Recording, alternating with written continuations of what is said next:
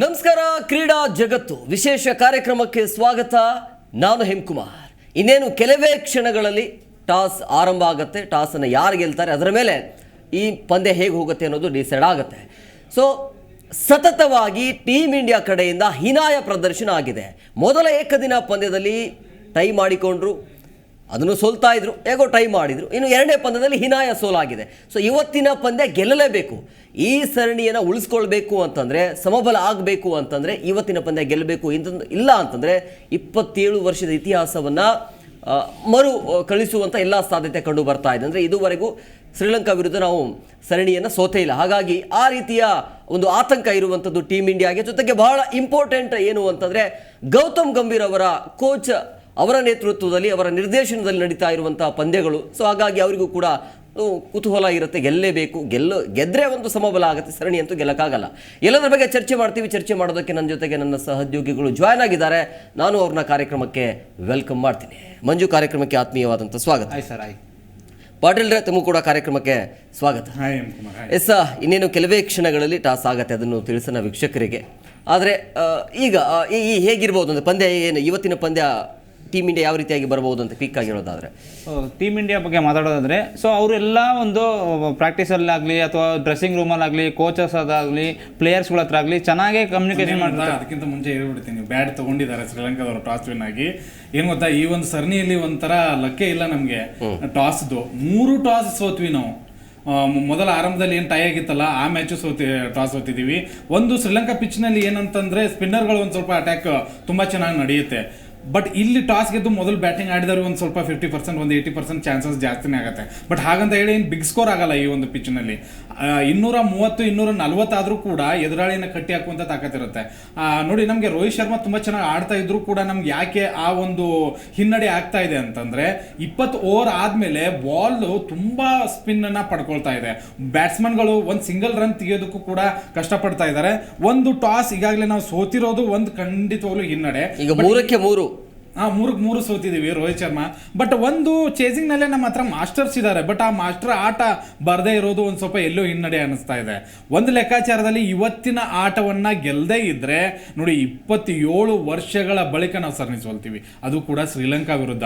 Last ಅಲ್ಲಿ ನಾವು ಯಾವಾಗ ಗೊತ್ತಾ, ಸಚಿನ್ ತೆಂಡೂಲ್ಕರ್ ಅವರ ನಾಯಕತ್ವದಲ್ಲಿ ಅಲ್ಲಿ ಅರ್ಜುನ್ ರಣತುಂಗ ಇದ್ರು. ಅಂತಹ ಒಂದು ಸಂದರ್ಭದಲ್ಲಿ ಐ ಥಿಂಕ್ 1997ರಲ್ಲಿ ಆ ಒಂದು ಸರಣಿಯನ್ನ ಸೋತಿದ್ವಿ ನಾವು. ಅದಾದ ನಂತರ 11 ಸರಣಿಗಳನ್ನ ಅವ್ರ ಜೊತೆಗೆ ಆಡಿದೀವಿ, ಏಕದಿನ ಸರಣಿಗಳನ್ನ ಆಡಿದೀವಿ. ಒಂದೂ ಕೂಡ ಸೋಲನ್ನ ಅನುಭವಿಸಿಲ್ಲ. ಬಟ್ ಈಗ ಆ ಒಂದು ಕೆಟ್ಟ ಹೆಸರು ಬರಬಾರ್ದು ಅಂತ ನಾನು, ಯಾಕೆಂದ್ರೆ ಒಂದು ಚೇಸಿಂಗ್ ಮಾಸ್ಟರ್ಸ್ ಇದ್ದಾರೆ, ಒಳ್ಳೆ ಆಟಗಾರರಿದ್ದಾರೆ, ಖಂಡಿತವಾಗ್ಲೂ ಅದನ್ನ ಸದುಪಯೋಗ ಪಡಿಸಿಕೊಂಡು ಇವತ್ತಿನ ಪಂದ್ಯ ಗೆಲ್ಲಬಹುದು ಅಂತ ನಾನು ಅನ್ಕೋತೀನಿ. ಎಸ್, ಮೊದಲ ಬ್ಯಾಟ್ ಅಂತೂ ಆಗಿದೆ ಶ್ರೀಲಂಕಾದು. ಸೊ ಹೇಗೆ ಎಷ್ಟು ಕಟ್ ಆಗಬೇಕಂದ್ರೆ 230 ಅಂತೂ ಚೇಸ್ ಮಾಡೋಕ್ಕಾಗ್ತಾ ಇಲ್ಲ ಟೀಮ್ ಇಂಡಿಯಾಗೆ. ಸೊ ಗೆಲ್ಲಬೇಕು ಅಂದ್ರೆ ಏನು, ಒಂದು 150, 200 ಒಳಗಡೆ ಕಟ್ ಆಗಬೇಕಾ ಹೇಗೆ ಅಂತ. ಸೊ ಯಾಕಂದ್ರೆ ಅಲ್ಲೂ ಬ್ಯಾಟರ್ಸ್ಗಳಿದ್ದಾರೆ, ಅಲ್ಲೂ ಬ್ಯಾಟಿಂಗ್ ಲೈನಪ್ ಚೆನ್ನಾಗಿದೆ. ಸೊ ಆಲ್ರೌಂಡರ್ ಚೆನ್ನಾಗಿ ಆಡ್ತಾ ಇದ್ದಾರೆ ಅಲ್ಲೂ. ಶ್ರೀಲಂಕಾದಲ್ಲಿ ಟೀಮ್ ಅಂತ ಹೇಳ್ಬಿಟ್ಟು ಏನು ಅಂತಂದರೆ ಪ್ರೂವ್ ಮಾಡ್ತಾ ಇದ್ದಾರೆ, ನಮ್ಮದು ಒಂದು ಟೀಮ್ ಇದೆಯಪ್ಪ, ಇಂಟರ್ನ್ಯಾಷನಲ್ ಪ್ಲೇಯರ್ಸ್ಗಳನ್ನ ಆಡುವಂಥ ಟೀಮ್ ಇದೆ, ಇಂಡಿಯಾ ಅಂತ ಪ್ಲೇಯರ್ಸ್ಗಳನ್ನ ಎದುರಿಸುವಂಥ ಟೀಮ್ ಇದೆ, ಸ್ಪಿನ್ನರ್ ಅಟ್ಯಾಕ್ ಇದೆ. ಸೊ ಅವ್ರೇನಂದರೆ ಅವ್ರ ಮೈಂಡಲ್ಲಿ ಓಡ್ತಾ ಇದ್ದಾರೆ, ನಾನು ಇಷ್ಟು ರನ್ ಕಟ್ ಹಾಕೊಂಡ್ರೆ, ಇಷ್ಟು ರನ್ ಹೊಡೆದ್ರೆ ಅವ್ರು ಇಂಡಿಯಾದವ್ರನ್ನ ಕಟ್ ಹಾಕ್ಬೋದು. ಸ್ಪಿನ್ ದಾಡಿ ಚೆನ್ನಾಗಿ. ಸ್ಪಿನ್ನರ್ಗೆ ನಮ್ಮ ಇಂಡಿಯನ್ ಬ್ಯಾಟರ್ಸು ಸತತವಾಗಿ ಮುಗ್ಗರಿಸ್ತಾ ಇದ್ದಾರೆ. ಟೋಟಲಾಗಿ ಹೇಳ್ಬೇಕು ಅಂತಂದರೆ, ಕೊಹ್ಲಿ ಸ್ಪಿನ್ನಿಗೆ ಔಟ್ ಆಗ್ತಾರೆ, ಶುಭಮ್ ದುಬೆ ಸ್ಪಿನ್ಗೆ 5 ಜನ LBW ಔಟ್ ಆಗಿರೋದು. ಸೊ ಅಲ್ಲಿ ನೋಡೋದಾದರೆ ಬ್ಯಾಟಿಂಗ್ ಲೈನಪ್ಪು ಸ್ವಲ್ಪ ಸುಧಾರಿಸ್ಕೋಬೇಕು. ಚೇಸ್ ಮಾಡುವಾಗ ವಿರಾಟ್ ಕೊಹ್ಲಿ ಸ್ವಲ್ಪ ತಡೆದಾಡಬೇಕು. ಏನು ಮಾಡ್ತಾರೆ ಅಂದರೆ, ಇವರು ರೋಹಿತ್ ಶರ್ಮಾ, ಶುಭನ್ ಗಿಲ್ ಏನು ಮಾಡ್ತಾರೆ, ಆಡೋಗ್ಬಿಡ್ತಾರೆ. ಅದಾದಮೇಲೆ ಬಂದಂಥವ್ರು ನಾವು ಬಂದ ದಾರಿಗೆ ಸುಂಕ ಇಲ್ಲ ಅಂತ ಹೇಳ್ಬಿಟ್ಟು ಬ್ಯಾಕ್ ಟು ಬ್ಯಾಕ್ ವಿಕೆಟ್ ತೊಗೊಂಡು ತಲುಪಿಸೋದಾದ್ರು. ಸೊ ಅಗ್ರೆಸಿವ್ ಬ್ಯಾಟಿಂಗ್ ಆಡೋದು ತಪ್ಪು ಇಲ್ಲಿ. ಯಾಕಂದರೆ ಇಲ್ಲಿ ನೋಡಾಡಬೇಕು, 50 ಓವರ್ ಮ್ಯಾಚ್ ಇರೋದ್ರಿಂದ ಯಾವುದೇ ಪ್ರತಿಯೊಬ್ಬ ಬ್ಯಾಟರ್ ಏನು ಮಾಡ್ತಾನೆ ಅಂದರೆ, ಸೊ ಟಾರ್ಗೆಟ್ನ ನೋಡಬೇಕು. ಅವನು ಇಷ್ಟು ಟಾರ್ಗೆಟ್ ಇದೆ ನಮಗೆ, ಇಷ್ಟು ಟಾರ್ಗೆಟ್ಗೆ ನಾನು ಇಷ್ಟು ಹೊಡೆದು ಕೊಟ್ಟರೆ ಹಿಂದೆ ಬರೋರಿಗೆ ಇಷ್ಟು ಹೆಲ್ಪ್ ಆಗುತ್ತೆ, ಅದನ್ನು ನೋಡೋದಿಲ್ಲ. ಈಗ ಈ ಕೊನೆ ಮ್ಯಾಚಲ್ಲಿ ಅಕ್ಷರ್ ಪಟೇಲ್ ಬಿಟ್ಟರೆ ಬೇರೆ ಯಾರೂ ಅಷ್ಟೊಂದು, ಯಾರು ರೋಹಿತ್ ಶರ್ಮಾ ಬಿಟ್ಟು ನೆಕ್ಸ್ಟಲ್ಲಿ ಅಕ್ಷರ್ ಪಟೇಲ್ ಬಿಟ್ಟರೆ ಬೇರೆ ಯಾರೂ ಸಹ ಆಡಿಲ್ಲ ಅಂತ ನಾನು ಹೇಳ್ತೀನಿ. ಎಸ್ ಸ್ನೇಹಿತರೆ, ಈಗ ಕ್ವಿಕ್ ಆಗಿ ಹೇಳ್ತಾ ಹೋಗೋಣ. ಪಟೇಲ್ ಪ್ಲೇಯಿಂಗ್ ಲೆವೆನ್ ಈಗ ಚೇಂಜ್ ಆಗಿರುವಂಥದ್ದು. ರಿಯಾನ್ ಪರಾಗ್ ಬಂದಿದ್ದಾರೆ, ಪಂತನ್ನು ವಾಪಸ್ ಕರ್ಕೊಂಡು ಬಂದಿದ್ದಾರೆ. ಹೇಗಿದೆ ಪ್ಲೇಯಿಂಗ್ ಲೆವೆನ್? ಖಂಡಿತ ಚೆನ್ನಾಗಿದೆ. ನೋಡಿ, ಭಾರತ ತಂಡದಲ್ಲಿ ಕೆಲವೊಂದು ಬದಲಾವಣೆಗಳಂತೂ ಇದೆ. ಅನ್ಕೊಂಡಿದ್ವಿ ರಿಯಾನ್ ಪರಾಗ್ ಅವ್ರನ್ನ ಇವತ್ತು ಹೋಗ್ತಾರೆ ಅಂತ ಹೇಳಿ. ಯಾಕಂದ್ರೆ T20ಯಲ್ಲಿ ತುಂಬಾ ಚೆನ್ನಾಗಿ ಆಡಿದ್ರು, ಮತ್ತೆ ಅಷ್ಟೇ ಒಳ್ಳೆ ಸ್ಪಿನ್ ಸ್ಪಿನ್ ಬೌಲಿಂಗ್ ಕೂಡ ಮಾಡಿದ್ರು, ಎದುರಾಳಿನ ಕಟ್ಟಿ ಹಾಕಿದ್ರು, ಮತ್ತೆ ರನ್ ಕೂಡ ಮಾಡಿದ್ರು. ಅದೇ ಕಾರಣಕ್ಕಾಗಿ ಪ್ಲೇಯಿಂಗ್ 11 ಹೇಳ್ತಾ ಹೋಗ್ತೀನಿ. ರೋಹಿತ್ ಶರ್ಮಾ, ಶುಭ್ಮನ್ ಗಿಲ್, ವಿರಾಟ್ ಕೊಹ್ಲಿ 3 ಜನ ಫಿಕ್ಸ್ ಇದ್ದಾರೆ. 1 ಡೌನ್ ಖಂಡಿತವಾಗ್ಲೂ ಕೊಹ್ಲಿನೇ ಬರ್ತಾರೆ. ಇಲ್ಲಿ ರಿಷಬ್ ಪಂತ್ ಅವರು ಆಗಮಿಸಿದ್ದಾರೆ. ಯಾರ ಬದಲಾಗಿ ಅಂತಂದ್ರೆ KL ರಾಹುಲ್ ಅವರ ಬದಲಾಗಿ. ಅದರ ನಂತರ ಶ್ರೇಯಸ್ ಅಯ್ಯರ್ ಅವರು ತಮ್ಮ ಸ್ಥಾನವನ್ನು ಉಳಿಸಿಕೊಂಡಿದ್ದಾರೆ. ಎರಡೂ ಪಂದ್ಯದಲ್ಲಿ ವೈಫಲ್ಯವನ್ನು ಹೊಂದಿದ್ರು ಕೂಡ ಮತ್ತೊಮ್ಮೆ ಅವಕಾಶವನ್ನ ಗಂಭೀರ್ ಅವರು ಮತ್ತೆ ನಾಯಕ ರೋಹಿತ್ ಶರ್ಮಾ ಕೊಟ್ಟಿದ್ದಾರೆ. ಇಲ್ಲಿ ರಿಯಾನ್ ಪರಾಗ್ ಅವರ ಒಂದು ಕಂಬ್ಯಾಕ್ ಖಂಡಿತವಾಗ್ಲೂ ಒಂದು ಲಾಭ ತಂದು ಕೊಡ್ಬೋದು ಅಂತ ಅನ್ಕೋತಿದ್ದೀವಿ. ಆಮೇಲೆ ಶಿವಮ್ ದುಬೆ ಇದ್ದಾರೆ, ಅಕ್ಷರ್ ಪಟೇಲ್, ವಾಷಿಂಗ್ಟನ್ ಸುಂದರ್, ಕುಲ್ದೀಪ್ ಯಾದವ್, ಸಿರಾಜ್. ನೋಡಿ ಹರ್ಷದೀಪ್ ಸಿಂಗ್ ಕೂಡ ಇಲ್ಲ. ನೋಡಿ ಕಳೆದ ಪಂದ್ಯದಲ್ಲಿ ಹೇಗೆ ಶ್ರೀಲಂಕಾ ತಂಡ ಸ್ಪಿನ್ನರ್ಗಳನ್ನ ಇಳಿಸಿಕೊಂಡು ತಂಡವನ್ನ ಗೆಲ್ಲಿಸಿಕೊಂಡಿತ್ತು, ಇಲ್ಲಿ ಅದೇ ಒಂದು ಅಸ್ತ್ರವನ್ನ ಪ್ರಯೋಗ ಮಾಡಿದ್ದಾರೆ ಭಾರತದವರು. ಸಿರಾಜ್ ಅವರನ್ನ ಬಿಟ್ಟರೆ ಬೇರೆ ಯಾವುದೇ ಒಬ್ಬ ವೇಗದ ಬೌಲರ್ ಇಲ್ಲ. ನಿಮಗೆ 5th ಬೌಲರ್ ಆಗಿ ದುಬೆ ಅವ್ರನ್ನ ಆಡಿಸ್ಕೊಳ್ಬಹುದು ಮೀಡಿಯಂ ಫಾಸ್ಟರ್ ಆಗಿ. ಇಲ್ಲ ಅಂತಂದ್ರೆ ಸ್ಪಿನ್ನರ್ಗಳು ನೋಡಿ, ಕುಲ್ದೀಪ್ ಯಾದವ್ ಸ್ಪಿನ್ ಅಸ್ತ್ರ ಇದೆ, ವಾಷಿಂಗ್ಟನ್ ಸುಂದರ್ ಅವರ ಅಸ್ತ್ರ ಇದೆ, ಅಕ್ಷರ್ ಪಟೇಲ್ ಅವರು ಇದ್ದಾರೆ, ರಿಯಾನ್ ಪರಾಗ್ ಅವ್ರನ್ನ ಆಡಿಸ್ಕೊಳ್ಬಹುದು. ಇಷ್ಟೊಂದು ಸ್ಪಿನ್ಗಳ ಅಸ್ತ್ರದ ಮೂಲಕ ಇವತ್ತು ಶ್ರೀಲಂಕಾ ತಂಡವನ್ನ ಕಟ್ಟಿ ಹಾಕ್ಬೋದು ಅಂತ ನಾನು ಅನ್ಕೋತೀನಿ. ಇನ್ನು ಶ್ರೀಲಂಕಾ ಕಡೆಗೂ ನೋಡ್ಬೋದು, ಅದರಲ್ಲಿ ಏನು ತೀಕ್ಷ್ಣ ಒಬ್ರು ಕಂಬ್ಯಾಕ್ ಆಗಿದ್ದಾರೆ ಅಷ್ಟೇ, ಉಳಿದಿದ್ದು ಅದೇ ಟೀಮ್. ಈಗ ನಮಗೆ ಚಾಲೆಂಜ್ ಇರುವಂಥದ್ದು ಈಗ ವಿರಾಟ್ ಕೊಹ್ಲಿ ಮೇಲೆ. ಈಗ ಓಪನಿಂಗ್ ವಿಕೆಟ್ ಹೋದ್ಮೇಲೆ ನಮ್ಮ 3, 4, 5 ಕ್ರಮಾಂಕದಲ್ಲಿ ಯಾವುದೇ ರೀತಿಯಾಗಿ ಹೇಳಿಕೊಳ್ಳುವಂಥ ಪ್ರದರ್ಶನ ಬರ್ತಾ ಇಲ್ಲ. ಸೊ ವಿರಾಟ್ ಕೊಹ್ಲಿ ಕೊನೆಯ ಏಕದಿನ ಪಂದ್ಯ ಇದು, ಅಂದರೆ ಶ್ರೀಲಂಕಾ ಸರಣಿ ಇದು ಅಂತ ಬಂದಾಗ. ಬಟ್ ಹೆಂಗೆ ವಿರಾಟ್ ಕೊಹ್ಲಿ ಮೇಲೆ ಸಾಕಷ್ಟು ಜವಾಬ್ದಾರಿ ಇರುತ್ತೆ ಇವತ್ತು. ಸರ್ ಹೋಪ್ಫುಲಿ ಇಡಲೇಬೇಕು ಸರ್, ಯಾಕೆಂದ್ರೆ ಅವರು ಒಂದು ಮ್ಯಾಚಲ್ಲಿ ಯಾವುದೋ 2 ಮ್ಯಾಚಲ್ಲಿ ಆಡಿಲ್ಲ ಅಂತಂದ್ರೆ ಸತತ ಅವ್ರನ್ನ ಕೂರಿಸಲ್ಲ. ಯಾಕಂದ್ರೆ ಹೋಪ್ಫುಲಿ ಅವರಿಗೆ ರೋಹಿತ್ ಶರ್ಮಾ ಒಂದು ಬ್ಯಾಕ್ ಬೋನ್ ಆಗಿರ್ತಾರೆ, ಒಬ್ಬ ಕೋಚರ್ backbone, head coach backbone ಆಗಿರ್ತಾರೆ. ಸೊ ಟೋಟಲ್ ಆಗಿ ಹೇಳ್ತಾರೆ ವಿರಾಟ್ ಕೊಹ್ಲಿ ಮೇಲೆ ಯಾವ್ದಾನ ಒಂದು ಮ್ಯಾಚಲ್ಲಿ ಹೋಪ್ ಇಡ್ಬೋದು. ಸೊ ಆ ಒಂದು ಹೋಪು ಈ ಮ್ಯಾಚಲ್ಲಿ ಆಡ್ಬೋದಲ್ಲ, ಅವರು ಚೆನ್ನಾಗಿ ಆಡ್ಬೋದು ಅಂತ ನಾನು ಅನ್ಕೊಂತೀನಿ. ಯಾಕೆಂದರೆ ಇವತ್ತು ಚೇಜಿಂಗ್ ಆಗೋದ್ರಿಂದ 2 ಚೇಜಿಂಗ್ ಆಗಿರೋದು ಒಂದು ಲೆಕ್ಕಾಚಾರದಲ್ಲಿ ಆಡಿಲ್ಲ ಅನ್ನೋದ್ರ ಬದಲಾಗಿ ಇವತ್ತೂ ಚೇಜಿಂಗಲ್ಲಿ ಚೆನ್ನಾಗಿ ಆಡ್ಬೋದಲ್ಲ, ಚೇಜಿಂಗಲ್ಲಿ ಚೆನ್ನಾಗಿ ಆಡ್ಬೋದು. ಸ್ಪಿನ್ ಅಟ್ಯಾಕ್ ಒಂದು ಸ್ವಲ್ಪ ಎದುರಿಸ್ಕೊಂಡ್ರೆ ಟೋಟಲ್ ಆಗಿ ವಿನ್ ಆಗೋವಂಥ ಎಲ್ಲ ಚಾನ್ಸಸ್ಗಳು ಇಂಡಿಯಾಗಿದೆ. ಯಾಕಂದರೆ ರಿಷಬ್ ಪಂತ್ ಬಂದಿರೋದು, KL ರಾಹುಲ್ ಕೂತಿರೋದ್ರಿಂದ ರಿಷಬ್ ಪಂತ್ ಅವರು ಹೊಸ batter, left hander batter, aggressive batting ಚೆನ್ನಾಗಿದೆ, ಬ್ಯಾಟಿಂಗ್ ಲೈನಪ್ ಅವ್ರದ್ದು ಅಂತ ಹೇಳ್ಬೋದು. ಪಾಟೀಲ್ರೆ, ಈಗ ಶ್ರೇಯಸ್ ಅಯ್ಯರ್ ಬದಲಾಗಿ KL ರಾಹುಲ್ ಇನ್ನೊಂದು ಅವಕಾಶ ಕೊಡಬೇಕಾಗಿತ್ತು ಅಂತ ನನಗೆ ಅದೇ ಶಾಕ್ ಆಯ್ತು. ನಾನು ಆಕ್ಚುಲಿ ಅನ್ಕೊಂಡಿದ್ದೆ ಶ್ರೇಯಸ್ ಅಯ್ಯರ್ನ ತೆಗೆದೇ ಇಲ್ಲಿ ರಿಷಬ್ ಪಂತ್ನ ಹಾಕ್ಬೋದಾಗಿತ್ತು ಅಂತ. ಯಾಕಂದ್ರೆ KL ರಾಹುಲ್ ಮೊದಲ ಪಂದ್ಯದಲ್ಲಿ 30+ ರನ್ ಹೊಡೆದಿದ್ರು. Shreyas Iyer 2 back to back ಪಂದ್ಯಗಳಲ್ಲಿ ವೈಫಲ್ಯ ಹೊಂದಿದ್ರು ಕೂಡ ಯಾಕೆ ನಾಯಕ ಮತ್ತೆ ಗಂಭೀರ್ ಅವರು ಕೋಚ್ ಆಗಿ ಅವ್ರನ್ನ ಆಯ್ಕೆ ಮಾಡ್ಕೊಂಡ್ರು ಗೊತ್ತಿಲ್ಲ ನನಗೆ. KKR ಬೇರೆ ಒಂದೇ ಟೀಮ್. ಯಾಕೋ KL ರಾಹುಲ್ಗೆ ಲಕ್ಕೆ ಸರಿ ಇಲ್ಲ. ಹೌದು, ಅದು ಇರ್ಬೋದು. KKR ಟೀಮ್ ಒಂದು ಪ್ರೀತಿ ಅಂತೂ ಖಂಡಿತವಾಗ್ಲೂ ಇರುತ್ತೆ. ಬಟ್ ಕಂಬ್ಯಾಕ್ ಮಾಡಿದ್ದು ನನಗೆ ರಿಷಬ್ ಪಂತ್ ಖುಷಿನೇ ಅನ್ನಿಸ್ತು. ಯಾಕಂದರೆ ವಿದೇಶಿ ಪಿಚ್ಗಳಲ್ಲಿ ತುಂಬ ಚೆನ್ನಾಗಿ ಆಡ್ತಾರೆ ಅಲ್ಲಿ, ಮತ್ತು ಸ್ಪಿನ್ ಅಟ್ಯಾಕ್ನ ತುಂಬ ಚೆನ್ನಾಗಿ ಲೆಫ್ಟ್ ಹ್ಯಾಂಡ್ ಬ್ಯಾಟ್ಸ್ಮನ್ಗಳು ತುಂಬ ಚೆನ್ನಾಗಿ ಎದುರಿಸ್ತಾರೆ ಅನ್ನುವಂಥ ಒಂದು ಕಾರಣನೂ ಇರ್ಬೋದು. ಬಟ್ KL ರಾಹುಲ್ ಅವರಿಗೆ ಅವಕಾಶಗಳ ಮೇಲೆ ಅವಕಾಶಗಳು ಸಿಗ್ತಾ ಇದೆ. ಒಂದು ಸಂಜು ಸ್ಯಾಮ್ಸನ್ ಆಗಿರ್ಬೋದು, KL ರಾಹುಲ್ ಆಗಿರ್ಬೋದು, ಎಲ್ಲರೂ ಕೂಡ ಜಸ್ಟಿಸ್ ಬೇಕು ಅಂತ ಹೇಳಿ ಬಾಯ್ ಬಡ್ಕೋತಾರೆ. ಪ್ರತಿ ಸರಿ ಅವಕಾಶಗಳನ್ನು ಕೊಟ್ಟಾಗ ಅದನ್ನು ಕೈ ಚೆಲ್ತಾರೆ. T20ಯಲ್ಲಿ ಇದೇ ಪ್ರಾಬ್ಲಮ್ ಆಯಿತು. ಸಂಜು ಸ್ಯಾಮ್ಸನ್ಗೆ ಬ್ಯಾಕ್ ಟು ಬ್ಯಾಕ್ ಅವಕಾಶಗಳನ್ನು ಕೊಟ್ಟರು ಕೂಡ 2 ಪಂದ್ಯಗಳಲ್ಲೂ ಕೂಡ ಡಕ್ ಔಟ್ ಆದರು.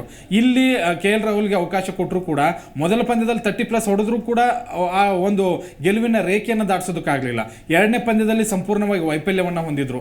ಅದೇ ಕಾರಣಕ್ಕಾಗಿ ಕೂರಿಸಿದ್ರು ಅಂತ ಅನ್ಕೋತೀನಿ. ಬಟ್ ಇಲ್ಲಿ ಸ್ಟ್ರಾಟಜಿ ಒಂದು ಸ್ವಲ್ಪ ಚೆನ್ನಾಗಿ ಯೂಸ್ ಮಾಡ್ಕೊಂಡಿದ್ದಾರೆ. ನೋಡಿ, ನಮಗೆ ಮಧ್ಯಮ ಕ್ರಮಾಂಕದಲ್ಲಿ ಪ್ರಾಬ್ಲಮ್ ಆಗ್ತಾ ಇರೋದ್ರಿಂದ ಇಲ್ಲಿ ಏನಾದರೂ ಕೊಹ್ಲಿ ಜೊತೆಗೆ ಒಂದು ಒಳ್ಳೆ partnership left hand right hand batsman ಬೇಕು ಅಂತ ಹೇಳಿ ಪಂತ್ ಅವ್ರನ್ನ ತುಂಬ ಚೆನ್ನಾಗಿ ತಗೋತಾರೆ. ಅದಾದ ನಂತರ ಶ್ರೇಯಸ್ ಅಯ್ಯರ್ ಬರ್ತಾರೆ. ಅನುಭವಿಗಳು ಇದ್ದಾರೆ, ಮತ್ತೆ ಹೊಡಿಬಡಿ ಆಟಗಾರರು ಇರೋದ್ರಿಂದ ಇವತ್ತು ಚೇಸಿಂಗ್ನಲ್ಲಿ ಒಂದು ಸ್ವಲ್ಪ ಲಾಭ ಆಗ್ಬೋದು ಅಂತ ನಾನು ಅನ್ಕೋತೀನಿ. ಅದ್ರ ಜೊತೆಗೆ ಇವತ್ತು ಕೊಹ್ಲಿ ಆಡಲೇಬೇಕು. ನೀವು 2 ಪಂದ್ಯಗಳಲ್ಲಿ ವೈಫಲ್ಯ ಹೊಂದಿದ್ರಿ. ಕೊನೆಯ ಒಂದು ಪಂದ್ಯದಲ್ಲಿ ಹೆಂಗೆ ಅಂತಂದ್ರೆ Kohli last moment important match ಏನಾದರೂ ಇದ್ದಾಗ ಖಂಡಿತವಾಗ್ಲೂ ಕೈ ಹಿಡಿತಾರೆ. ಅದನ್ನು ಪ್ರತಿ ಸರಿ ನಾವು ನೋಡಿದ್ದೀವಿ. ಇವತ್ತಿನ ಮ್ಯಾಚ್ನಲ್ಲೂ ಖಂಡಿತವಾಗ್ಲೂ ನನಗೆ ಕೊಹ್ಲಿ ಒಂದು 50 ರನ್ ಮೇಲೆ ಬಾರಿಸ್ತಾರೆ ಅನ್ನುವಂಥ ಭರವಸೆ ಇದೆ. ಒಂದು ಕೌಂಟರ್ ಅಟ್ಯಾಕ್ ಕಡೆಗೆ ಒಂದು ಸ್ವಲ್ಪ ಜಾಸ್ತಿ ನಿಗಾ ವಹಿಸಬೇಕು ಅಂತ ಅನ್ಕೋತೀನಿ. ಯಾಕಂದರೆ ಗಿಲ್ಲು ಮತ್ತು ರೋಹಿತ್ ಶರ್ಮಾ ಇಬ್ಬರೂ ಸಕ್ಸಸ್ ಆಗ್ತಾ ಇರೋದ್ರೆ ಆ ಒಂದು ಕೌಂಟರ್ ಅಟ್ಯಾಕ್ ಅಥವಾ T20 ಫಾರ್ಮೆಟ್ನ ಆಡ್ತಾ ಇರೋದ್ರಿಂದ 70, 80, 90 ರನ್ನು ತುಂಬ ಕ್ವಿಕ್ಕಾಗಿ ಒಂದು 10-15 ಓವರ್ಗಳಲ್ಲೇ ಬರ್ತಾ ಇದೆ. ಅದನ್ನೇ 1 ಡೌನ್ ಅಥವಾ ಮಧ್ಯಮ ಕ್ರಮಾಂಕದಲ್ಲಿ ಒಂದು ಸ್ವಲ್ಪ ಇಬ್ಬರಲ್ಲಿ ಒಬ್ಬರು ಸ್ಟ್ರೈಕ್ ರೇಟ್ ರೊಟೇಟ್ ಮಾಡಿಕೊಂಡು ಇನ್ನೊಬ್ರು ಕೌಂಟರ್ ಅಟ್ಯಾಕ್ ಮಾಡಿದರೆ ಎಲ್ಲೋ ಎದುರಾಳಿ ಬೌಲರ್ ಮೇಲೆ ಒಂದು ಸ್ವಲ್ಪ ಪ್ರೆಷರ್ ಹಾಕ್ಬೋದು. ವಿಕೆಟ್ ಹೋದ ತಕ್ಷಣ ನೀವೇನು ಡಿಫೆಂಡಿಗೆ ಆಡ್ತಾ ಇದ್ದೀರಲ್ಲ, ಅದು ಅದು ಮೈನಸ್ ಆಗ್ತಾ ಇರೋದು. ಕಾಂಬಿನೇಷನ್ ಹಂಗೆ ಇದೆ ಇವಾಗ. ಓಪನಿಂಗ್ ಅಲ್ಲಿ ರೋಹಿತ್ ಒಡಿಬಡಿ ಆಟಕ್ಕೆ ಗಮನ ಆಟ ಕೊಡ್ತಾರೆ, ಆಡ್ತಾರೆ. ಹೌದು, ಗಿಲ್ ನೋಡ್ಕೊಂಡು ಆಡ್ತಾರೆ, ವಿರಾಟ್ ಕೊಹ್ಲಿ ನೋಡ್ಕೊಂಡು ಆಡ್ತಾರೆ, ಪಂತ್ ಹೊಡೆದು ಆಡ್ತಾರೆ. ನೆಕ್ಸ್ಟ್ ಶ್ರೇಯಸ್ ಅಯ್ಯರ್ ಬರ್ತಾರೆ, ರಿಯಾನ್ ಪರಾಗ್ ಹೊಡೆದಾಡ್ತಾರೆ. ಹಿಂಗಿದೆ ನೋಡಿ. ಯಂಗ್ಸ್ಟರು ಮತ್ತೆ ಅನುಭವಿ ಎರಡು ಕೂಡಿದ್ದಾರೆ ಈಗ. ಈ ಪಂದ್ಯ ಮಾತ್ರ ಬಿಡೋ ಚಾನ್ಸಸ್ ಅಂತೂ ಇಲ್ಲ. ಇದಕ್ಕಿಂತ ಒಳ್ಳೆ ಟೀಮ್ನ ನಾವು ಕಟ್ಟಕ್ಕಾಗಲ್ಲ. ಇದು ಒಂದು ಪರ್ಫೆಕ್ಟ್ ಟೀಮ್ ಅಂತ ನಾನು ಅನ್ಕೋತೀನಿ. ನೋಡಿ, ಸಾಕಷ್ಟು ಜನ ಅನುಪಸ್ಥಿತಿ ಶ್ರೀಲಂಕಾದಲ್ಲಿ ಕಡೆ ಇದೆ. ಯಂಗ್ಸ್ಟರ್ಸ್ ಇದ್ದಾರೆ, ತುಂಬಾ ಚೆನ್ನಾಗಿ ಪರ್ಫಾರ್ಮೆನ್ಸ್ ಕೊಡ್ತಾ ಇದ್ದಾರೆ. ಇನ್ನಾದ್ರೂ ಇವ್ರು ಪತಿರಾನ ಆಮೇಲೆ ಇವರೆಲ್ಲ ಇದ್ದಿದ್ರೆ ಕಷ್ಟಪಡ್ತಿದ್ರು. ತೀಕ್ಷ್ಣ ಒಬ್ರು ವಾಪಸ್ ಆಗಿದ್ದಾರೆ. ಈಗ ನೋಡಿ, ಅವ್ರ ಹತ್ರ ಸ್ಪಿನ್ ತುಂಬಾ ಚೆನ್ನಾಗಿ ವರ್ಕೌಟ್ ಆಗ್ತಾ ಇತ್ತು. ಅದ್ರ ಜೊತೆಗೆ ತೀಕ್ಷ್ಣನೂ ಕಮ್ ಬ್ಯಾಕ್ ಆಗಿರೋದು ಅವ್ರಿಗೆ ದೊಡ್ಡ ಪ್ಲಸ್ ಪಾಯಿಂಟ್. ನನಗೆ ಅನ್ಸಿದ ಮಟ್ಟಿಗೆ ಇವತ್ತು ಒಂದು ಒಳ್ಳೆ ಕಾಂಪಿಟೇಷನ್ ನಡೆಯುತ್ತೆ. ಹಾಗಂತ ಹೇಳಿ ಒನ್ ಸೈಡ್ ಮ್ಯಾಚ್ ಆಗುತ್ತೆ ಅಂತ ಅನ್ನಕ್ಕಾಗಲ್ಲ. 240, 230 ಅಥವಾ ಇಷ್ಟೇ 250 ಒಳಗೆ ಹೊಡೆದ್ರು ಕೂಡ ಒಂದು ಸ್ವಲ್ಪ ಇಂಡಿಯಾದವ್ರನ್ನ ಕಟ್ಟಿ ಹಾಕುವಂತ ಚಾನ್ಸಸ್ ಜಾಸ್ತಿ. ಅಕಸ್ಮಾತ್ ಆಗಿ ರೋಹಿತ್ ಶರ್ಮಾ ಏನಾದ್ರು ಮೊದಲು ಒಂದು 50 ರನ್ ಒಳಗಡೆ ವಿಕೆಟ್ ಹೋದ್ರು ಅಂತ ತಿಳ್ಕೊಳ್ಳಿ, ಇವ್ರು ಮತ್ತೆ ಪೆವಿಲಿಯನ್ ಪೀರಿಯಡ್ ನಡೆಸೋದಂತೂ ಗ್ಯಾರಂಟಿ. ಸೊ ಒಂದು ಏನಂತಂದ್ರೆ, ನಮ್ಮ ಪ್ಲೇಯರ್ ಯಾವುದೇ ಒಬ್ಬ ಪ್ಲೇಯರ್ಗೆ ತಾಳ್ಮೆ ಅನ್ನೋದು ಇಂಪಾರ್ಟೆಂಟ್. ಯಾಕಂದ್ರೆ ಕಮ್ಮಿ ಸ್ಕೋರ್ ಇದೆ ನೋಡ್ಕೊಂಡು ಅವೆಲ್ಲ ಇಲ್ಲ. ಸೊ ಬಂದಿದ್ದ ಅವ್ರು ಏನಿದೆ ನೈಜ ಆಟ ಅವ್ನು ಆಡೋದ್ರೆ ಒಂದು ಗೆಲ್ಲುವಂಥದ್ದು ಚಾನ್ಸಸ್ 100% ಜಾಸ್ತಿ ಇರುತ್ತೆ ಅಂತ ನಾನು ಹೇಳ್ತೀನಿ ಸರ್. ಯಾಕೆಂತಂದ್ರೆ ಹೋದ್ಸಲ ಡ್ರಾ ಆಗುವಾಗ ಸಿರಾಜು ನೋಡ್ಕೊಂಡು ಆಡ್ತಾ ಇದ್ದಾರೆ. ಇದು ಯಾರು ಹರ್ಷದೀಪ್ ಸಿಂಗು ನಾನು ಹೊಡಿತೀನಿ 6 ಹೊಡಿತೀನಿ ಅನ್ನೋ ಒಂದು ಡಿಜಿಟಲ್ ಹೊಡೆದ್ರು, LBW ಔಟ್ ಆದ್ರು. ಸೊ ಅಲ್ಲಿ ನೋಡ್ಕೊಂಡು ಆಡಿದ್ರೆ ಫಸ್ಟ್ ಮ್ಯಾಚ್ ನಾವು ವಿನ್ ಆಗಿರ್ತಿದ್ವಿ. ಸೊ ಇಲ್ಲಿವರೆಗೂ ನಾವು ಎಲ್ಲ ಒಂದು ಡ್ರಾ ಆಗಿ ಇನಾಯ ಸೋಲು 20 ಇಲ್ಲದೆ ಆಡಿರೋದಕ್ಕೆ ಇವತ್ತು ಕೂಡಿಸಿರೋದು. ಹೌದು, ಅದು ಒಂದು ಒಳ್ಳೆ ಪ್ಲಸ್ ಪಾಯಿಂಟ್ ಅಂತ ಹೇಳ್ತೇನೆ. ರಿಯಾನ್ ಪರಾಗು ಒಬ್ಬ ಅನುಭವಿ ಬ್ಯಾಟರು, ಮಿಡ್ಲ್ ಆರ್ಡರ್ ಚೆನ್ನಾಗಿ ಸ್ಟ್ರಾಂಗ್ ಆಗಿ ತರ್ತಾರೆ. ಇನ್ನೊಂದು ಏನು ಅಂತಂದ್ರೆ, ಒಳ್ಳೆ ಬೌಲಿಂಗ್ ಚೆನ್ನಾಗಿದೆ. T20 ಒಳ್ಳೆ ಬೌಲಿಂಗ್ ಹಾಕಿದ್ದಾರೆ. ಟೋಟಲ್ ಆಗಿ ಹೇಳ್ಬೇಕು ಅಂತಂದ್ರೆ ಈ ಬದಲಾವಣೆ ಒಂದು ಗೆಲುವಿಗೆ ಒಂದು ನಾಂದಿ ಅಂತ ಹೇಳ್ಬೋದು. ಬಟ್ರೆ ಇವತ್ತು ಚಾಲೆಂಜ್ ಇರೋದು ರಿಯಾನ್ ಪರಾಗೆ. ಯಾಕಂದ್ರೆ ಮೊದಲೇ ಏಕದಿನ ಪಂದ್ಯ ಆಗ್ತಾ ಇದೆ. ಇದ್ರ ಜೊತೆಗೆ ಅವರಿಗೆ ಬೌಲಿಂಗ್ ಬಹುಶಃ ಅವಕಾಶ ಕೊಡಬಹುದು. ಇವತ್ತು ಬೌಲಿಂಗ್ ಕೂಡ ಮಾಡುವಂತ ಎಲ್ಲ ಸಾಧ್ಯತೆ ಕೊಟ್ಟೆ ಕೊಡ್ತಾರೆ. ಕಾರಣಕ್ಕಾಗಿ ಅವ್ರನ್ನ ತಗೊಂಡು ಬಂದಿರೋದು. ಒಂದು ಏನಂತಂದ್ರೆ, ಅಲ್ಲಿ ಫಸ್ಟ್ ಈ ಸೆಕೆಂಡ್ ಓವರಿಂದಾನೆ ಸ್ಪಿನ್ನರ್ಗಳನ್ನ ಆಟ ಶುರುವಾಗಿದೆ. ಈಗಾಗಲೇ ನೋಡಿ ಎಷ್ಟು 2.2 ಓವರ್ಗಳಲ್ಲಿ 14 ರನ್ನ ತಗೊಂಡಿದ್ದಾರೆ. ಮೊದಲು ಸಿರಾಜ್ ಅವರು ಆರಂಭ ಮಾಡಿದ್ರೆ ದುಬೆ ಅವರಿಗೆ ಅವಕಾಶವನ್ನು ಕೊಟ್ಟಿದ್ದಾರೆ. ಇನ್ನು ಒಂದು 2-3 ಓವರ್ ಹಾಕಿಸ್ತಾರೆ. ಅದರ ನಂತರ ಇನ್ನು ಸ್ಪಿನ್ನರ್ಗಳ ಅಸ್ತ್ರ ನಡೆಯುತ್ತೆ. ಇಲ್ಲಿ ತನ 40 ಓವರ್ ತನೂ ಬರೀ ಸ್ಪಿನ್ನರ್ಗಳು. ಯಾಕಂದ್ರೆ ಸ್ಪಿನ್ ಟ್ರ್ಯಾಕ್ ಅಂತೂ ನಡೆಯುತ್ತೆ. ಅಲ್ಲಿ ಓಪನಿಂಗ್ ಸ್ಲಾಟ್ನಲ್ಲಿ ಇವ್ರನ್ನ ಒಂದು ಸ್ವಲ್ಪ ಬೇಗ ತಗೋಬೇಕು. ಅದರಲ್ಲೂ ಕೂಡ ನಿಶಾಂಕ ಇಂಪಾರ್ಟೆಂಟ್ ವಿಕೆಟ್ ಇಲ್ಲಿ ನನಗನ್ಸಿದ ಮಟ್ಟಿಗೆ. ಯಾಕಂದ್ರೆ T20 ಕೂಡ ತುಂಬಾ ಚೆನ್ನಾಗಿ ಆಡಿದ್ರು ನಮ್ಮ ವಿರುದ್ಧವಾಗಿ. ಮೊದಲ ಏಕದಿನ ಪಂದ್ಯಗಳಲ್ಲೂ ತುಂಬಾ ಚೆನ್ನಾಗಿ ಆಡಿದ್ರು. ಮತ್ತೆ ಏನ್ ಗೊತ್ತಾ, ಭಾರತ ಎಲ್ಲಿ ಎಡುತ್ತಾ ಇದೆ ಅಂತಂದ್ರೆ 5-6 ವಿಕೆಟ್ಗಳನ್ನ ಬೇಗ ಬೇಗ ಬೇಗ ಬೇಗ ತಗೊಳ್ತಾ ಇದೆ. ಅದಾದ ನಂತರ ಒಂದಿಬ್ರು ನಿಂತ್ಕೊಂಡ್ಬಿಡ್ತಾರೆ. ಆ ರೀತಿಯಾಗಿ ಇವತ್ತು ರಿಯಾನ್ ಪರಾಗ್ ನಮ್ಮ ಕಡೆ ನಿಂತ್ಕೋಬೇಕು. ಬ್ಯಾಟಿಂಗ್ ನಲ್ಲೂ ಕೂಡ ಕೊಡಬೇಕು, ಮತ್ತೆ ಬೌಲಿಂಗ್ ನಲ್ಲೂ ಕೊಡಬೇಕು. ನಾನು ಅದನ್ನೇ ಹೇಳಕ್ ಹೋಗ್ತಾ ಇದ್ದೆ. ಇಂಥ ಅವಕಾಶಗಳು ನಿಮ್ಗೆ ಸಿಗಲ್ಲ. ನೋಡಿ, ODI ಅಂತ ಬಂದಾಗ ಘಟಾನುಘಟಿಗಳೆಲ್ಲ ಬೆಂಚ್ ಕಾಯ್ತಾ ಇದ್ದಾರೆ. ನಿಮಗೆ ಇಂಥ ಅವಕಾಶಗಳನ್ನು ಸಿಕ್ಕಾಗ ಒಂದು 15 ಅಥವಾ ಟೀಮ್ ನ ಗೆಲುವಿಗೆ ಏನಾದ್ರೂ ನೀವು ಪಾತ್ರ ವಹಿಸ್ಕೊಂಡ್ಬಿಟ್ರೆ ನೆಕ್ಸ್ಟ್ ಸರ್ ನೀವು ಈಸಿಯಾಗಿ ಆಯ್ಕೆ ಆಗ್ತೀರಾ. ನೀವು T20 ನಿಮ್ ಕರಾಮತ್ ತೋರಿಸಿದ್ದೀರಾ. ಈಗ ODI ನಲ್ಲಿ ಅವಕಾಶ ಸಿಕ್ಕಿದೆ. KL ರಾಹುಲ್ ಅಂತ ಆಟಗಾರನ್ನೇ ಕೂರಿಸಿ ನಿಮ್ಗೆ ಅವಕಾಶ ಕೊಟ್ಟಿದ್ದಾರೆ ಅಂದಾಗ ಅದನ್ನು ಸದುಪಯೋಗ ಪಡಿಸಿಕೊಂಡ್ರೆ ಖಂಡಿತವಾಗ್ಲೂ ಮುಂದಿನ ಪಂದ್ಯಗಳಿಗೆ ನಿಮ್ಮನ್ನ ಆಯ್ಕೆ ಮಾಡಿ ಕಣ್ಣು ಮುಚ್ಚೋಣ ಆಯ್ಕೆ ಮಾಡ್ತಾರೆ. ಮತ್ತೆ ಏನು ಅಂತಂದ್ರೆ, ಒಬ್ಬ ಆಲ್ರೌಂಡರ್. ಈಗ ರವೀಂದ್ರ ಜಡೇಜಾ ಅವ್ರನ್ನ ನಾವು ಎಷ್ಟು ಮೆಚ್ಕೊಂಡಿದೀವಿ. ಅವ್ರಿದ್ರೆ ಸಾಕಪ್ಪ, ಬೌಲಿಂಗ್ ನಲ್ಲೂ ಬರುತ್ತೆ, ಬ್ಯಾಟಿಂಗ್ ನಲ್ಲೂ ಬರುತ್ತೆ ಅನ್ನೋ ತರ. ರಿಯಾನ್ ಪರಾಗ್ ಅಂತಹ ಪರ್ಫಾರ್ಮೆನ್ಸ್ ಕೊಟ್ರೆ ಖಂಡಿತವಾಗ್ಲೂ ನಮಗೆ ಲಾಭ ಆಗುತ್ತೆ. ಅದು T20 ಆಗಿರ್ಬೋದು, ODIಗೂ ಆಗಿರ್ಬೋದು, ಹೇಳಕ್ಕಾಗಲ್ಲ. ಟೆಸ್ಟ್ಗೂ ಆಯ್ಕೆ ಮಾಡ್ಕೊಂಡ್ರು ಆಯ್ಕೆ ಮಾಡ್ಕೊಳ್ತಾರೆ. ತುಂಬಾ ಒಳ್ಳೆ ಪರ್ಫಾರ್ಮೆನ್ಸ್ ಅವ್ರ ಕಡೆಯಿಂದ ಎಕ್ಸ್ಪೆಕ್ಟ್ ಮಾಡ್ತೀನಿ ನಾನು ಇವತ್ತು. ಈಗ ಈ ODI ಅಂತ ಬಂದಾಗ 300 ನಾವು ಎಕ್ಸ್ಪೆಕ್ಟ್ ಮಾಡ್ತೀವಿ. ಆದರೆ ಇಲ್ಲಿ T20 ಥರ 230 ರನ್ ಅಂದ್ರು 50 ಓವರಲ್ಲಿ ಗೆಲ್ಲಕ್ಕಾಗ್ತಾ ಇಲ್ಲಲ್ಲ. ಅಂದ್ರೆ ಏನು ಸಮಸ್ಯೆ? ಬೌಲಿಂಗ್ ಚೆನ್ನಾಗಿದೆ ಅಂತ ಅಥವಾ ಪಿಚ್ ಹಾಗೆ? ನಮ್ಮ ಇಂಡಿಯನ್ ಬ್ಯಾಟರ್ಗಳು ಸ್ಪಿನ್ನರ್ಸ್ಗಳಿಗೆ ಒಂದು ಸ್ವಲ್ಪ ಬೇಗ ಔಟ್ ಆಗ್ತಾರೆ. ಸ್ಪಿನ್ನರ್ಸ್ಗಳನ್ನ ನೋಡ್ಕೊಂಡು ಆಡಲ್ಲ. ಇನ್ನೊಂದು ಏನು ಅಂತ ಅಲ್ಲ, ಅವ್ರದ್ದು ಹೇಳ್ತೇನೆ. ಅವರು 230ಕ್ಕೆ 130-40 ಅಷ್ಟೇ ಬಿಡ್ತಾರೆ. ODI ಅಂತ ಬಂದಾಗ ನಾವು ಎಕ್ಸ್ಪೆಕ್ಟ್ ಮಾಡೋದೇ 300+. ಸೊ ಅಲ್ಲಿರೋದು ಯುವ ಪೀಳಿಗೆ ಅಂತ ನಾನು ಹೇಳ್ತೀನಿ ಸರ್. ಯಾಕಂದ್ರೆ ನಮ್ಮಲ್ಲಿ ಎಕ್ಸ್ಪೀರಿಯನ್ಸ್ಡ್ ಜಾಸ್ತಿ ಜನ ಇದ್ದಾರೆ, ಬೌಲರ್ ಇಂದ ಹಿಡಿದು ಬ್ಯಾಟರ್ ಇಂದ ಹಿಡಿದು. ಅಲ್ಲಿ ಯುವ ಪೀಳಿಗೆ ಅಂತ ಹೇಳ್ಬೋದು.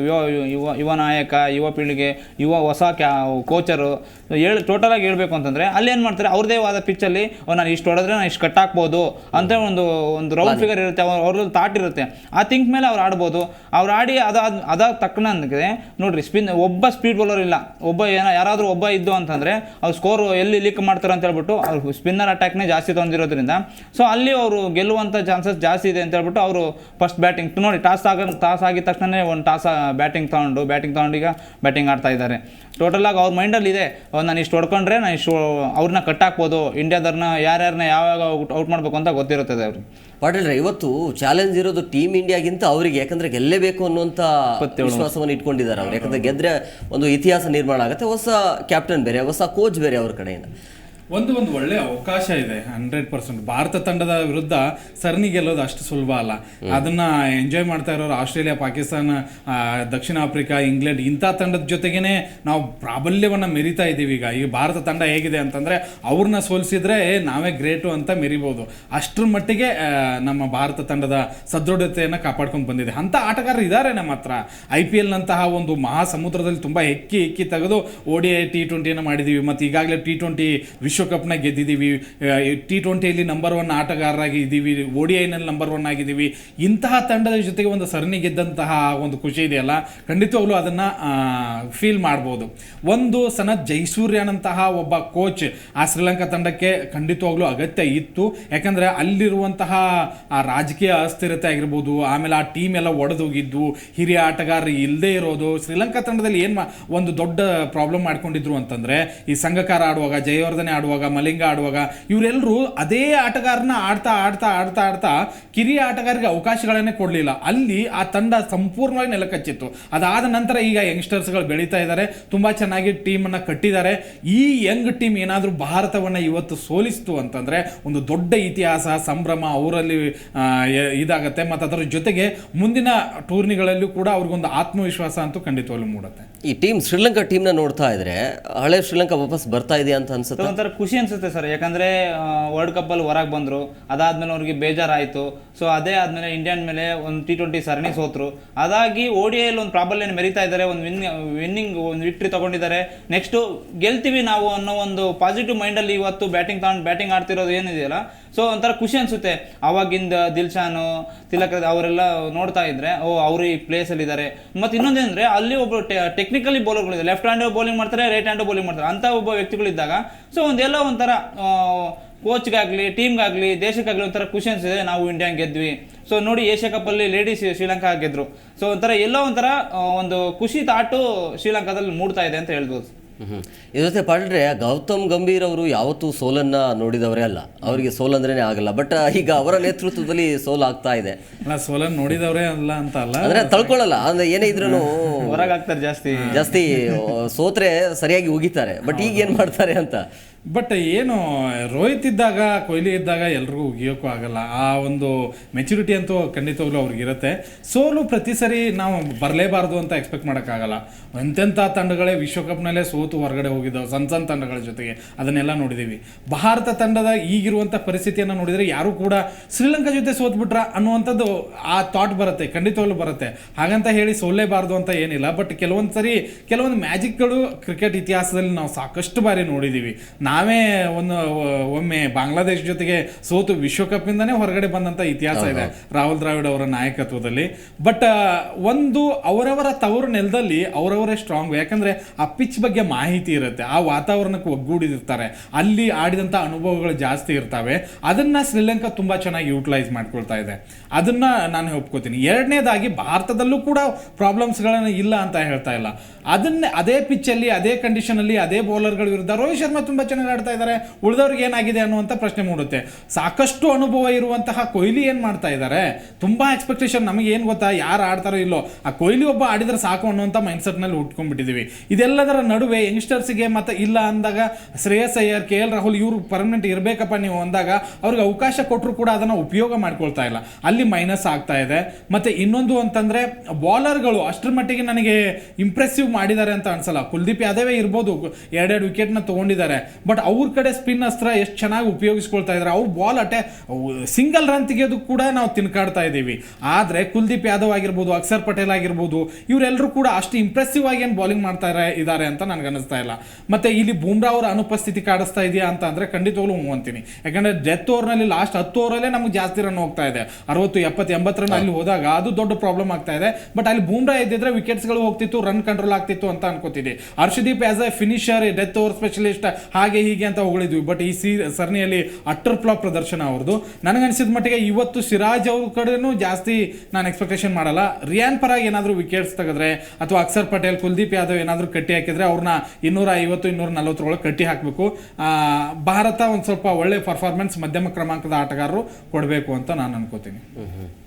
ಮಂಜು, ಈಗ ಪ್ಲೇಯಿಂಗ್ ಲೆವೆನ್ ನೋಡಿದಾಗ ಸೇಮ್ ಬರ್ಬೋದು ಅಥವಾ ಪಂತ್ನ ಏನಾದರೂ ಓಪನಿಂಗ್ ಕಳಿಸ್ಬಿಡ್ತಾರೆ ಹೆಂಗೆ ಅಂತೇಳಿ? ಇಲ್ಲ ಸರ್, ಯಾಕೆಂದರೆ ರೋಹಿತ್ ಶರ್ಮಾಗೆ ಬೆಸ್ಟು ಅಂತಂದರೆ ಶುಭ್ಮನ್ ಗಿಲ್ಲೆ. ಯಾಕೆಂದರೆ ಅವರು ಭಾಳ ಸೀರೀಸ್ಗಳು ಭಾಳ ಮ್ಯಾಚ್ಗಳನ್ನ ಆಡ್ಕೊಂತ ಬಂದಿದ್ದಾರೆ. ಸೊ ಫೋರ್ತಲ್ಲೇ ರಿಷಬ್ ಪಂತ್ ಆಡೋದು ಬೆಸ್ಟು. ಒನ್ ಡೌನಲ್ಲಿ ಕೊಹ್ಲಿ ಬಂದರೆ ಫೋರ್ತಲ್ಲಿ ರಿಷಬ್ ಪಂತ್ ಚೆನ್ನಾಗಿ ಆಡ್ತಾರೆ. ಒಂದು ಟೀಮ್ನ ಕಟ್ಟಿ ಹಾಕುವಂಥ ಒಂದು ಟ್ಯಾಲೆಂಟ್ ಅವ್ರ ಹತ್ರ ಇದೆ. ನಾನು ಕಟ್ಟಾಕ್ತೀನಿ, ತಡೆದಾಡುತ್ತೀನಿ, ಒಂದೇ ಬೌಲರ್ಗಳನ್ನ ಎದುರಿಸುವಂಥ ತಾಕತ್ತು ಅವ್ರ ಹತ್ರ ಇದೆ. ಅದಾದಮೇಲೆ ಶ್ರೇಯಸ್ ಅಯ್ಯರ್ ಬರ್ತಾರೆ. ಅವರು ಸಹ ಒಂದು ತಾಳ್ಮೆ ಆಟ ಆಡಬೇಕು. ನಾನು ಬಂದೆ ಯಾವುದೋ ಒಂದು ರಾಂಗ್ ಶಾಟಿಗೆ ಔಟ್ ಆದೆ ಅದೆಲ್ಲ ಮಾಡೋಕ್ಕೆ ಹೋಗ್ಬಾರ್ದು. ತಾಳ್ಮೆಯಿಂದ ಆಟ ಆಡಿದ್ರೆ ನೆಕ್ಸ್ಟ್ ಬರೋರಿಗೆ ಬಾಲ್ ನಾನು ಹೆಂಗೆ ಆಡಬೇಕು, ಯಾವ ಬಾಲನ್ನು ಯಾವ ಥರ ಫೇಸ್ ಮಾಡಬೇಕು ಅನ್ನೋದು ಅವರಲ್ಲಿ ಕಾಡುತ್ತೆ. ಸೊ ಟೋಟಲಾಗಿ ಹೇಳ್ಬೇಕು ಅಂತಂದರೆ ನೆಕ್ಸ್ಟು ಈಗೇನು ಸ್ಟಾರ್ಟಿಂಗಲ್ಲಿ ಏನಾದರೂ ಲೋ ಸ್ಕೋರ್ಗೆ ಅಥವಾ ಏನಾದರೂ 200+ 250 ಏನಾದರೂ ಸ್ಕೋರ್ ಮಾಡಿಕೊಟ್ರು ಅವರು ಶ್ರೀಲಂಕಾದವರು ಅಂತಂದರೆ, ಸೊ ಇಲ್ಲಿ ಪ್ಲಾನ್ ಮಾಡ್ಕೋಬೇಕು. ಯಾರು ನಮ್ಮ ರೋಹಿತ್ ಶರ್ಮಾ, ಶುಭ್ಮನ್ ಗಿಲ್ ಏನಾದ್ರೂ ಸ್ಕೋರ್ ಮಾಡಿಕೊಟ್ರು ಅಂತಂದರೆ, ಒಂದು 10 ಓವರ್ ಏನಾದರೂ ವಿಕೆಟು ನಿಲ್ಲಿಸಿ ಏನಾದರೂ ಆಡಿದ್ರು ಅಂತಂದರೆ ನೆಕ್ಸ್ಟ್ ಬರೋರು ರೋಹಿತ್ ಆಡ್ತಿದ್ದಾರೆ ಅಂತೇಳಿ ಕೊನೆ ತನಕ ಹೋಗ್ತಾ ಇದೀವಿ. ಇಲ್ಲ ಅಂತಂದ್ರೆ ಅದೇನೆ ಇನ್ನು ಬೇರೆ ಥರನೇ 10 ಓವರ್ ಅಥವಾ 15 ಓವರ್ ಏನಾದರೂ ಪಾರ್ಟ್ನರ್ಶಿಪ್ ಚೆನ್ನಾಗಿ ಬಂತು, 100-150 ರನ್ ಚೆನ್ನಾಗಿ ಬಂತು ಅಂತಂದರೆ ಹಿಂದೆ ಬರೋರಿಗೆ ಒಂದು ಸ್ವಲ್ಪ ಚೆನ್ನಾಗಾಗುತ್ತೆ. ಅವರು ಎಡಬಾರ್ದು. ಈಗ ನಮ್ದು ಹೆಂಗೆ ಅಂತಂದರೆ 1-2 ವಿಕೆಟ್ ಹೋದಂದರೆ ಒಂಥರ ಮೇಲೆ ಕೊಂಡಿ ಥರ ಕಳಿಸ್ಬಿಡುತ್ತೆ ನಮ್ಮದು ಇಂಡಿಯನ್ ಟೀಮ್ ಪ್ಲೇಯಿಂಗ್ ಲೆವೆನ್ನಲ್ಲಿ ಅಥವಾ ವಿಕೆಟಿಂಗಲ್ಲಿ. ಸೊ ಅದು ಒಂದು ಬ್ಯಾಟಿಂಗಲ್ಲಿ ಸ್ವಲ್ಪ ಕಾಂಟ್ರಿಬ್ಯೂಷನ್ ಕೊಡಬೇಕು ಪ್ರತಿಯೊಬ್ಬ. ಈಗ ಬ್ಯಾಟರ್ ಅಂತ ಹೋದ್ಮೇಲೆ ಅವ್ನು ಒಂದು ಡಬಲ್ ಅಂಕಿಗೆ ಔಟ್ ಆದರೆ ಏನು ಪರವಾಗಿಲ್ಲ. ರನ್ನೇ ಹೊಡೆದಂಗೆ ಔಟ್ ಆದರೆ ಸೊ ಅಲ್ಲಿ ಬ್ಯಾಟರ್ ಅಂತ ಅವ್ರನ್ನ ಕರೆಯೋಕ್ಕೂ ಒಂಥರ ಬೇಜಾರು ಅನ್ಸುತ್ತೆ. ದುಬೈಗೆ ಮತ್ತೊಮ್ಮೆ ಅವಕಾಶ ಕೊಡಲಾಗಿದೆ ಇವತ್ತು. ಸೊ ಅವ್ರ ಕೈಯಲ್ಲಿ ಇರುತ್ತೆ ಈ ಪಂದ್ಯ ಅಂತ. ದುಬೈಗೆ ಅವಕಾಶ ಸಿಕ್ಕಿದ ಕಾರಣ ಏನಂತೀನಿ ಅಂದ್ರೆ, ಫಸ್ಟ್ ಮ್ಯಾಚೆ ಅವ್ರು ತುಂಬಾ ಚೆನ್ನಾಗಿ ಬ್ಯಾಟ್ ಬೀಸಿದ್ರು, ತುಂಬಾ ಚೆನ್ನಾಗಿ ಸ್ಕೋರು ಬಂದಿತ್ತು. ಸೋತ್ವಿ ಅನ್ನೋ ಅಷ್ಟ್ರ ಮಟ್ಟಿಗೆ ಒಂದು 2-3 ಬಿಗ್ ಹಿಟ್ಗಳು ಬಂದ ತಕ್ಷಣ ಎಲ್ಲೋ ಈಸಿಯಾಗಿ ಗೆದ್ಬಿಟ್ಟು ಲಾಸ್ಟ್ 1 ರನ್ ಬೇಕಾಗಿದೆ, ಅಲ್ಲಿ ವಿಕೆಟ್ ಹೋದ ತಕ್ಷಣ ನೆಕ್ಸ್ಟ್ ಅಷ್ಟೇ ಬಂದು ವಿಕೆಟ್ ಹೋದ್ರು. ದುಬೈ ಯಂಗ್ಸ್ಟರ್ ಇದ್ದಾರೆ, ಒಂದು ಸ್ವಲ್ಪ T20 ಸ್ಪೆಷಲಿಸ್ಟು, ಮತ್ತೆ ಸ್ಪಿನ್ನರ್ಗಳನ್ನ ತುಂಬಾ ಚೆನ್ನಾಗಿ ಆಡ್ತಾರೆ. ಅದರಲ್ಲೂ ಕೂಡ ಲೆಫ್ಟ್ ಹ್ಯಾಂಡ್ ಬ್ಯಾಟ್ಸ್ಮನ್. ಆ ಒಂದು ರೀಸನ್ಗಳಿಂದ ಮತ್ತೊಮ್ಮೆ ಅವಕಾಶ ಕೊಟ್ಟಿದ್ದಾರೆ ಅಂತ ನಾನು ಅನ್ಕೋತೀನಿ. ಹಾಗಂತ ಹೇಳಿ ಬರೀ 20-30 ರನ್ಗಳಿಗೆ ನಿಮ್ಮ ಆಟವನ್ನು ನಿಲ್ಲಿಸ್ಬಿಟ್ರೆ ತುಂಬಾ ಕಷ್ಟ ಆಗುತ್ತೆ.